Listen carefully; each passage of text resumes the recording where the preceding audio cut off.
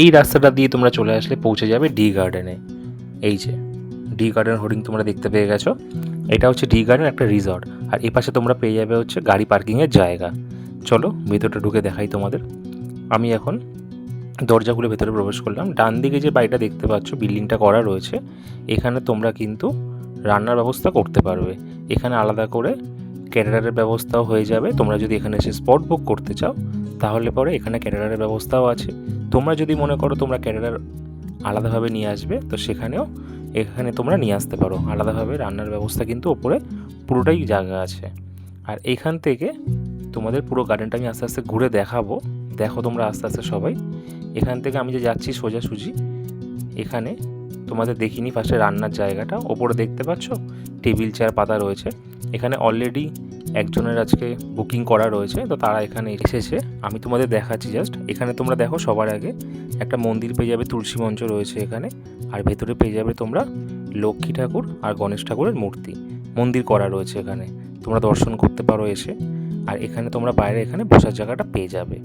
দেন এখান থেকে তোমরা পুরোটা ভিউটা দেখে নাও। এখানে তোমরা সুইমিং পুল পেয়ে যাবে, পাশে সিঁড়ি আছে, তুমি ওপরে উঠতে পারবে। ওইখানে যে দেখতে পাচ্ছ সোজাসুজি, এটা ভেতরে জিম করা রয়েছে, প্লাস এই যে ফ্লোরটা করা রয়েছে ওপরে আর নিচে দু জায়গাতেই কিন্তু সব রুমগুলো একবার দেখে নাও তোমরা।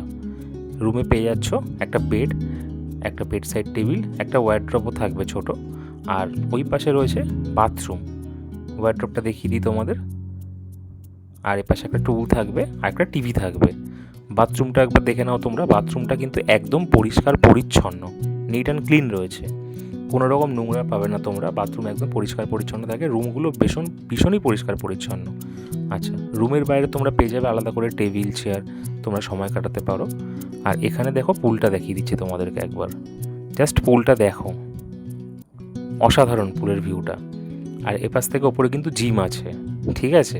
যারা বেশ কিছুদিনের জন্য ভাড়া নেয় তারা চাইলে এখানে জিম হিসাবে ইউজ করতে পারে। পুলটা জাস্ট তোমরা দেখে নাও ভালোভাবে, পুলটা একবার দেখে নাও ফ্রেন্ডস। দূর থেকে যদি তোমাদের দেখে মনে হয়, ভিডিওতে যদি দেখে মনে হয় পুলটা ছোট, পুলটা কিন্তু একদমই ছোট না, যথেষ্ট বড় পুল।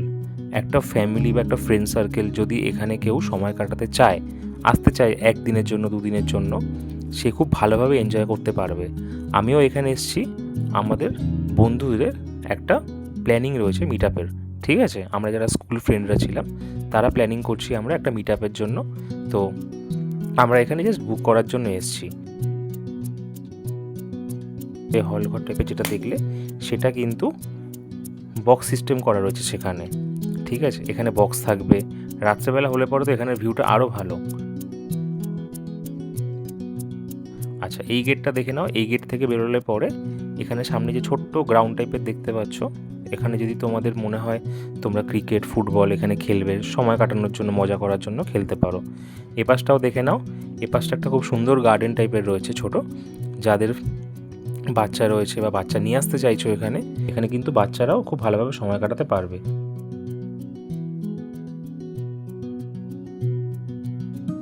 আর এই ঘরটা হচ্ছে এদের অফিস রুম। রিসর্টের ভিউটা দেখানোর পরে কিন্তু আমরা এই রিসর্টটাকে আজকে বুক করব।